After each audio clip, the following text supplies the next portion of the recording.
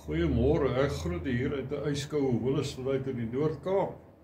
En dit is Sondagoggend die 8de Junie en dis Pinkstertyd. En ons sien baie mense sê die Bybelse feeste is slegs vir die Jode hou van hulle tradisie.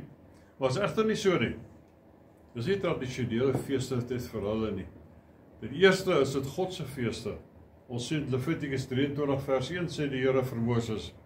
Vers 2, spreek met die kinders van Israel en sê vir hulle, die feeste van die Here, wat julle moet uitroep as heilige saamkomste, dit is my feeste.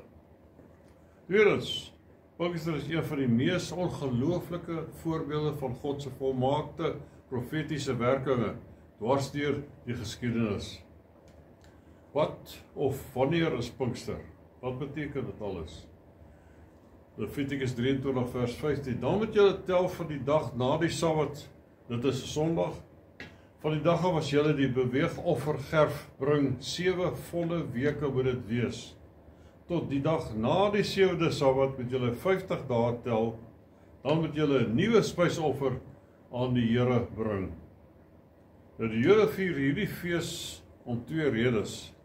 Eerstens 'n spysoffer en tweedens die ontvangs van die wet, die Torah, by die berg Sinai. Eksodus 19 vers 1 sê vir ons, in die 3de maand, na die uittog van die kinders van Israel uit Egipte land, op dieselfde dag, het hulle aan die woestyn Sinai aangekom. Dit verduideliking van hierdie berekening, op dieselfde dag, wat die woorde aan die eerste versie verskyn, beteken die eerste dag van die maand.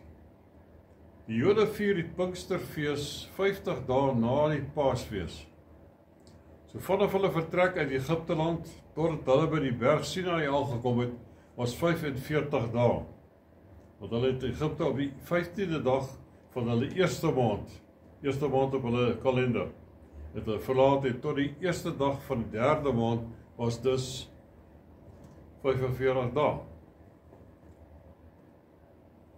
Op die 2de dag van hierdie maand, van die 3de maand, het Moses op die berg geklim en volgens God se opdrag het die volk 3 dae gegee om hulle self te reinig voordat die Here op die berg gaan neerdal.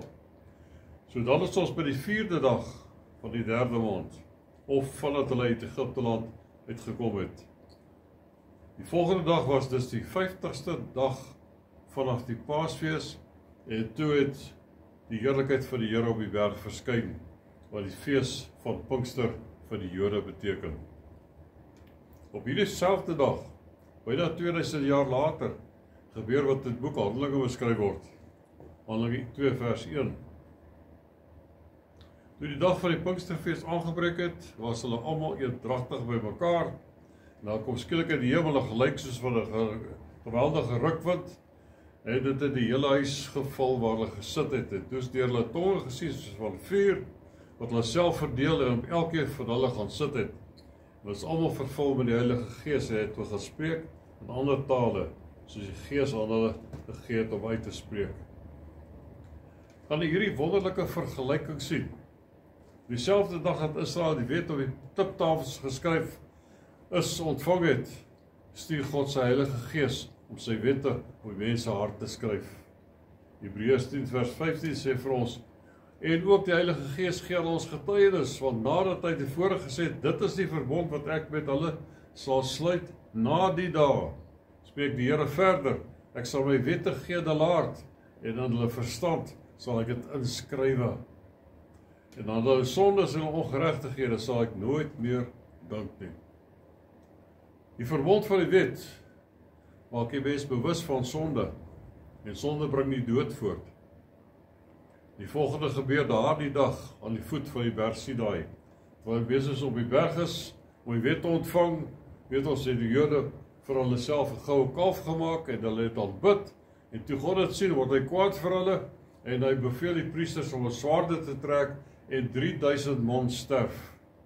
Eksodus 32 vers 28 sê vir ons daarvan die seers verleef het, gehandel volgens die woord van Moses, wat hy met alle woorde wat hy van die Here ontvang het, en daar het van die volk op die dag omtrent 3000 man geval. Die verbond van genade in teenoorgestelde rigting bring vergifnis van sonde en dit bring lewe. Toe die verbond van genade op Pinksterdag 'n dag in die Nuwe Testament ingelei word, kom daar 3000 mense tot bekering. Ons lees daarvan in Handelinge 2 vers 41. Die wat toe op sy woord met blydskap aangeneem het, is gedoop en daar is op die dag omtrent 3000 siele toegebring. Dis die verskil tussen die verbond van die wet en die verbond van die genade. Die was nie toevallig nie. Dit was deur God bepaal en beplan duisende jare gelede. Die wet was 'n skadubeeld van beter dinge wat sou volg. Kolossense 2 vers 16. Laat niemand julle dan oordeel in spys of in drank of met betrekking tot 'n fees of nuwe maan of Sabbat nie. Want wat 'n skaduwee is, al hierdie dinge is 'n skaduwee van die toekomstige dinge, die beter dinge wat kom, want die liggaam behoort aan Christus. Dan is daar nog interessante gebeurtenis wat God op Pinksterdag laat gebeur het. Levitikus 23 vers 17 sê, julle moet uit julle woonplekke 2 beweegbrode bring. Dit moet van 2/10 van 'n eva fynmeel gemaak word. Het ons mooi resep van brood, né? Gesuurd moet dit gebak word as eerstelinge aan die Here. Hoekom gesuurd? Hierdie brode vervat suurdeeg wat buitengewoon is, wat reg deur die skrif verteenwoordig suurdeeg, sonde en gedurende die Paasfees mag daar geen suurdeeg selfs in hulle huise gevind word nie. Ander graanoffers in Levitikus moes sonder suurdeeg wees, maar hier beveel God dat daar suurdeeg gebruik moet word. Waarom? Hierdie 2 brode verteenwoordig die liggaam van Jesus Christus. Een verteenwoordig die Jood, ander die heidene. Beide bevat suurdeeg, want ons het almal sonde in ons lewens, want ten spyte van ons onvolmaakhede, aanvaar God ons as sy eie. Onthou, 2 brode, omdat dit 'n tipe is van die Jood, sowel as van heiden, wat albei saam gebind word as een liggaam, alhoewel elkeen sy eie identiteit behou. God was nie verras toe die heidene Jesus Christus begin glo het nie. Dat hy dit van die begin af so beplan.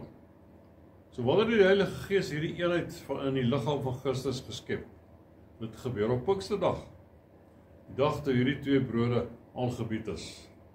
Die wonder van Pinkster is nie 'n historiese gebeurtenis nie, dit is 'n realiteit tot hierdie hede vandag toe. Net soos God 2 brode met suurdeeg vir homself kon aanbied, so doen hy tot vandag nog dieselfde met ons.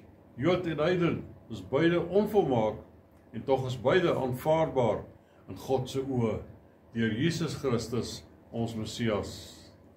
Pinkster toon ons iets baie besonders van God se hart. Hy vereis nie volmaaktheid voordat hy ons aanvaar nie. Hy neem ons net soos ons is, met ons sonde en onvolmaakhede, en hy verander ons deur sy Heilige Gees. Heilige Gees wat daardie dag, byna 2000 jaar gelede, met krag neergedaal het, lewe nou in jou en in my. By die berg Sinaï het die volk gesê, Eksodus 19 vers 8, alles wat die Here gespreek het, dit sal ons doen. Hulle het egter nie daar geslaag om dit te doen nie, omdat hulle in eie krag dit wou doen. Wat onder die wet nie gedoen kon word nie, doen God deur sy Heilige Gees. Daar is dan nog 'n ander realiteit aan God se volmaakte plan. En dit is dat dit nie net Jode was wat daardie dag of daardie nag uit Egipte getrek het nie. Daar was uitlanders ook saam met hulle, wat saam met hulle getrek het. Hierdie uitlanders was verbied om die paaslam van die paaslam te eet.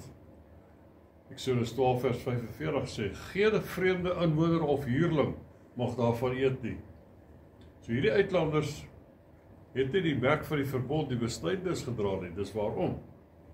Maar God maak 'n pad vir hulle, hy gee hulle geleentheid. Eksodus 12 vers 48, as 'n vreemdeling by jou vertoef en tot eer van die Here die Pasga wil vier, moet jy by hom almal wat manlik is besny, en dan mag hy naderkom om dit te vier, en hy sal soos 'n kind van die land wees, geen onderskeid nie. Geen onbesnedene mag daarvan eet nie. So dit was 'n skadubeeld, soos ons hier Kolossense 2 vers 17 gelees het. Die skadubeeld van die nuwe verbond. Efesiërs 2 vers 11. Daarom onthou dat julle wat vroeër heidene in die vlees was en onbesnedenes genoem word, deur die sogenaamde besnydenis wat in die vlees met hande verrig word, dat julle in die tyd sonder Christus was, vervreemd van die burgerskap van Israel en vreemdelinge ten aansien van die verbonde van die belofte, sonder hoop en sonder God in die wêreld. Maar nou in Christus Jesus het julle wat vroeër ver was, naby gekom deur die bloed van Jesus Christus. In Romeine 2 vers 28, want hy is nie 'n Jood wat dit in die openbaar is nie. En dit is nie besnydenis wat dit in die openbaar in die vlees is nie, maar hy is 'n Jood wat dit in die verborgene is. En besnydenis is die van die hart, in die gees, nie van nie na die letter nie, sy lof is nie uit mense nie, maar uit God. Dis waarom Pinkster so belangrik is. Dis die dag toe God se teenwoordigheid verskuif het, vanuit 'n gebou met hande gemaak, na 'n vertrek in mense harte, sy plek hier.